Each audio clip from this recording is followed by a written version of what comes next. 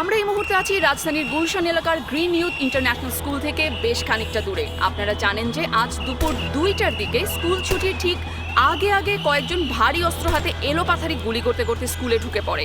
স্কুলে যে ছাত্রছাত্রীরা উপস্থিত ছিল তাদের অনেকেই বের হয়ে আসে। সন্ত্রাসীরা স্কুলের নিয়ন্ত্রণ নেওয়ার পর তাদের দুইটি দাবি উপস্থাপন করে। প্রথম দাবি মেনে নেওয়া হবে, এই খবর পেয়ে তারা ভেতরে থাকা কয়েকজন শিক্ষক শিক্ষিকা এবং ছোট ক্লাসের শিক্ষার্থীদের মুক্তি দেয়।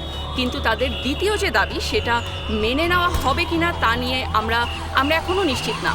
আমাদের সবাইকে কিছুক্ষণ আগে পেছনে সরে যেতে বলা হয়। আমরা এমএস ইউনিটের গাড়ি দেখতে পাচ্ছি।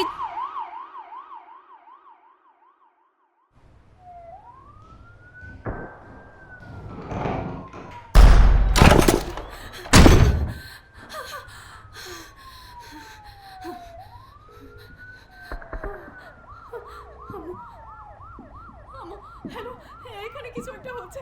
কি করব বুঝতে পারছি না। কি করব? আমার অনেক ভয় লাগতেছে। আম্মু, হ্যালো নাদিয়া, কথা বলো মা। আমাকে ছেড়ে দেন নাদিয়া। হ্যালো, আমি কিছু করি না। আমাকে ছাড়েন প্লিজ, আমাকে ছেড়ে দেন।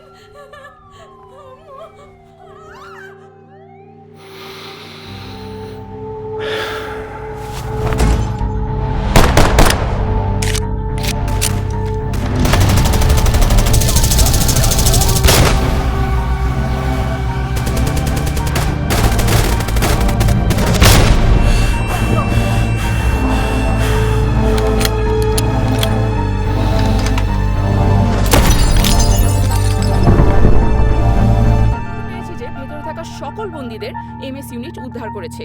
তাদের মধ্যে কেউ হতাহত হননি। পরিস্থিতি এখন পুরোপুরি এমএস ইউনিটের নিয়ন্ত্রণে আছে।